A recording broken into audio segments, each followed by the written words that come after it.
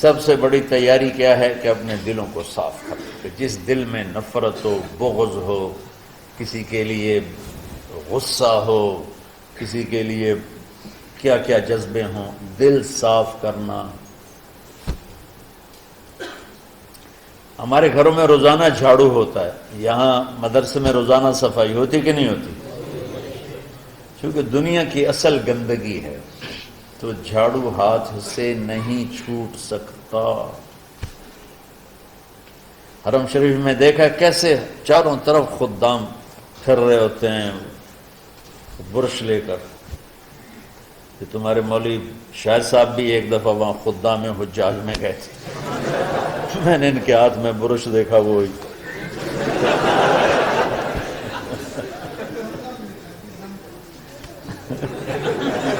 وہ حرم ہی ہے. کون سا سن تھا؟ 97.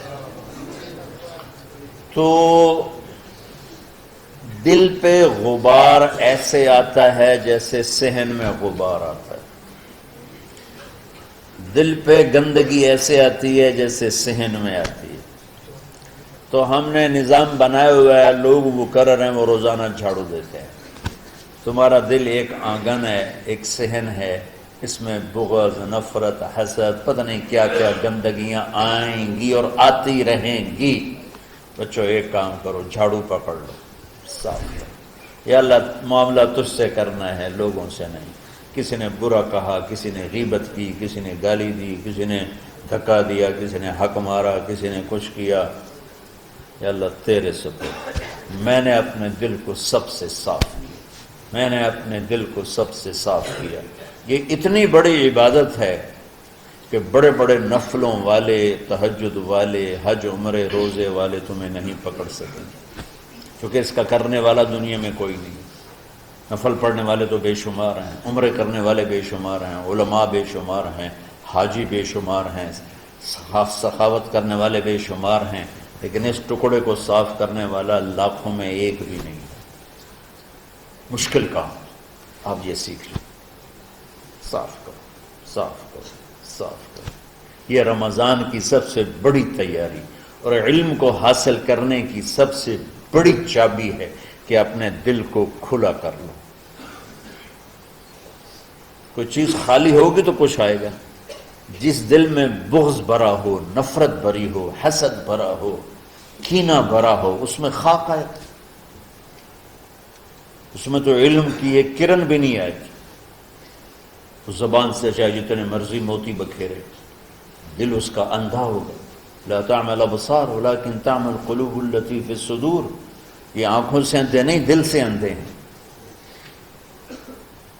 تو بچوں اپنے دل کو صاف کرنا سیکھو. وہ کتنی مشہور حدیث ہے، آپ نے کہا اس دروازے سے ایک جنتی آ رہا. ایک انصاری صحابی داخل ہوئے، جوتا ہاتھ میں، داڑھی میں وضو کا پانی. اگلے دن اس دروازے سے ایک جنتی آ رہا ہے، تو ایک صحابی آئے، ہاتھ میں جوتا، داڑھی میں وضو کا پانی. وہی صحابی اگلے دن اس دروازے سے ایک جنتی آ رہا ہے، تو وہی صحابی 3 دن جنت کی بشارت لی ہوئی. اس صحابہ کی جماعت میں ایک شخص ہیں جن کا نام ہے عبداللہ بن عمرو بن عاص.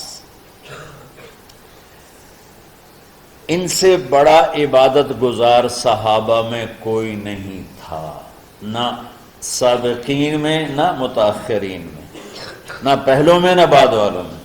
ان کی عبادت کیا تھی؟ ساری رات جاگنا، سارے دن کا روزہ، اور ایک ختم قرآن صبح سے شام. اتنی اللہ نے طاقت دی تھی. پھر وہی غلوب والی بات آ گئی، ایکسٹریم ہونے والی بات آ گئی. ان کی شادی والی رات حجلہ عروسی میں داخل ہو رہے ہیں، دلہن کے کمرے میں داخل ہو رہے ہیں، اور مصلی بچھا کے اللہ اکبر، اور دیر نفل پہ نفل، دیر نفل پہ نفل. تو ان کی بیگم نے دیکھا تو وہ بھی خیر کا زمانہ تھا، انہوں نے بھی وضو کیا اور پیچھے مصلی بچھا کے وہ بھی فجر تک نفل پڑھتے رہے. صبح ہوئی تو حضرت عمرو بن عاص رضی اللہ عنہ نے پوچھا بیٹی رات کیسی گزری؟ کہا جی ماشاءاللہ آپ کے بیٹے تو بڑے عبادت گزار ہیں، ساری رات نفلوں میں ہی گزری۔ تو وہ ان کو شکایت کر دی۔ حضرت عمر بن عاص کو اتنا غصہ چڑھا، بیٹے کو تو کچھ نہیں کہا، کتنی حکمت کی بات ہے، سیدھے گئے اللہ کے نبی کے پاس، یا رسول اللہ یہ عبداللہ دیکھیں کیسا نادان ہے، اس کی شادی کی ساری رات نفل پڑھتا رہا۔ تو آپ کہتے ہیں ماشاءاللہ ماشاءاللہ کتنی بڑی بات ہے، نفلوں میں گزر گئی، رات بھی نفلوں میں گزر گئی۔ جیسے بعض وہ تبلیغ والے کہتے ہیں بچے کی ٹانگ ٹوٹ گئی پھر بھی گشت نہیں چھوڑا، کیسے احمقانہ باتیں کرتے ہیں۔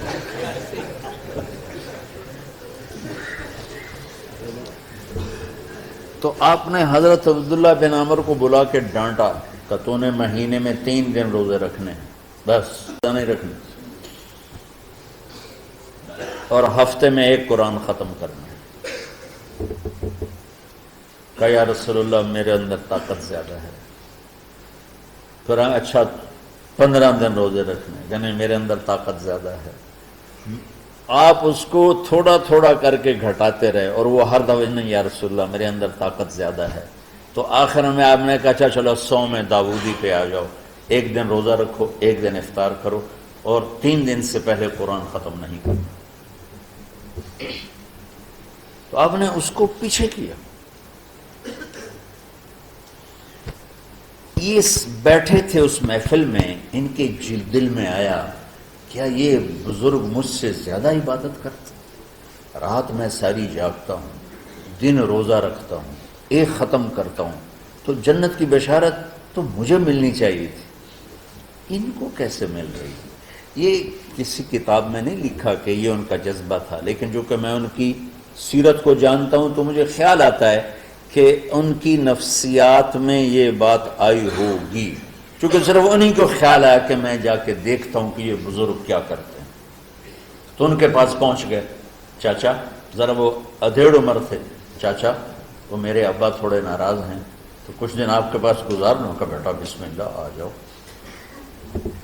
اب رات ہوتے ہی عشاء کی نماز پڑھ کے انہوں نے جلدی سے چادر اوپر لی اور یوں سراغ کر کے ان چاچے کو دیکھنے لگے کہ اب یہ کیا ساری رات سجدہ کرے گا، اور ساری رات روتے روتے روتے روتے مصلی گیلا ہو جائے گا، یا ساری رات رکوع کرے گا، ساری رات قیام کرے گا، ساری رات قرآن پڑھے گا، اس تصور سے یوں دیکھ رہے۔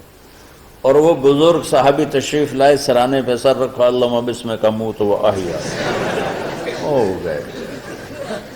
اب یہ دیکھ رہے ہیں ابھی اٹھیں گے، ابھی اٹھیں گے، ابھی اٹھیں گے، فجر کی اذان پہ اٹھے۔ اب یہ تو حیران پریشان ہو گئے کہ یہ کیا ہو؟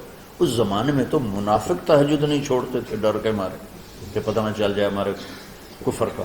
تو یہ چاچا جنت بھی لے گیا تو ستا بھی پیا کہ چلو کل دیکھوں گا۔ اگلی رات پھر چادر سر پہ کر کے اور یوں سوراخ کر کے لیٹے ہوئے اور دیکھ رہے۔ چاچا پھر تشریف لے اور سرانے پہ سر رکھا، اللہم بسمک اموت و احیا، ہو گئے۔ فجر کی اذان پہ اٹھے، یہ اور پریشان ہو گئے کہ میرا نبی کا فرمان تو سچا ہے، اس میں تو شک بھی کفر ہے، لیکن عمل کیا ہے جس پر اس کو جنت کی بشارت ملی؟ 2 رکعت نفل بھی نہیں۔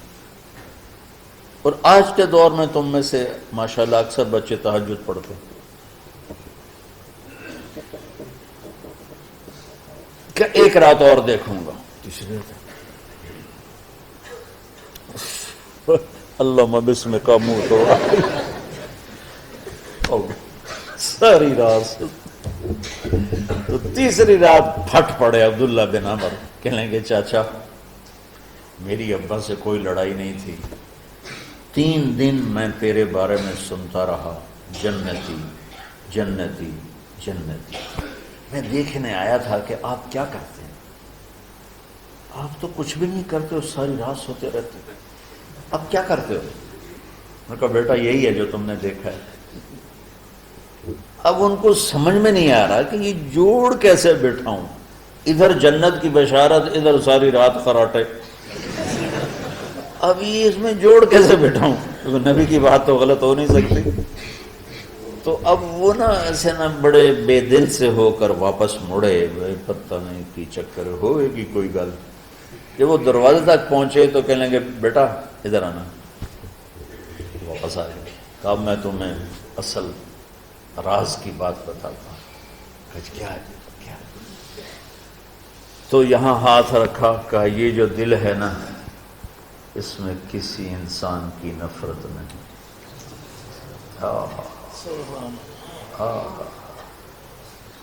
اور جب اللہ کسی کو رزق دیتا ہے، عزت دیتا ہے، مجھے کبھی حسد نہیں ہوا، مجھے خوشی ہوتی۔ تو عبداللہ بن عمر نے کہنا تھا ہاں یہ بات ہے، نہیں، ان کو ہاذا ہوا، اچھل کے کہنے لگے ہاذا ہوا، ہاں ہاں ہاں ہاں یہی ہے یہی ہے یہی ہے۔ پھر کہنے کہ چاچا پر یہ میرے بس کا نہیں ہے، کون کرے گا یہ؟ اتنے بڑے آدمی ہو کر کہہ رہے ہیں کہ یہ میرے بس کا نہیں۔ تو بچوں، دنیا میں جنتی بننا ہے اور علم اللہ سے لینا ہے تو اسے صاف کر دو، سب کی نفرت سے۔ سب، اس نے مجھے یہ کیوں کہا، اس نے مجھے یوں کیوں دیکھا، اس نے میرے بارے میں یوں کیوں کہا، اس نے میرے بارے میں یہ کیوں لکھا۔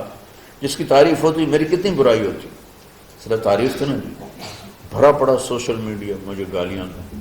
اللہ کے فضل سے میرے دل میں ایک ذرے کے برابر کبھی کوئی منفی جذبہ نہیں آیا تو میں دھو کے صاف کر دیتا ہوں۔ یا اللہ میں نے اپنے دل کو صاف کیا، میرا معاملہ تیرے ساتھ ہے، کسی کے ساتھ نہیں۔ یہ یاد، رمضان کی سب سے بڑی تیاری، علم کے حاصل کرنے کا سب سے بڑا ہتھیار آپ کو بس یہ نہیں کہ تمہیں کتابیں یاد ہو جائیں، تمہیں اشعار یاد ہو جائیں، میں کتابوں کا حافظ تھا جب میں پڑھتا تھا، اور دیوانوں کا حافظ تھا اشعار کا، تم کچھ بھی نہیں یاد رہا، کیونکہ وہ پڑھائی والے راستے پر چلا نا، اللہ نے تبلیغ میں چلایا، پھر بیماریاں آ گئیں، مصروفیتیں آ گئیں، تو وہ مطالعہ ہی ختم ہو کے رہ گیا۔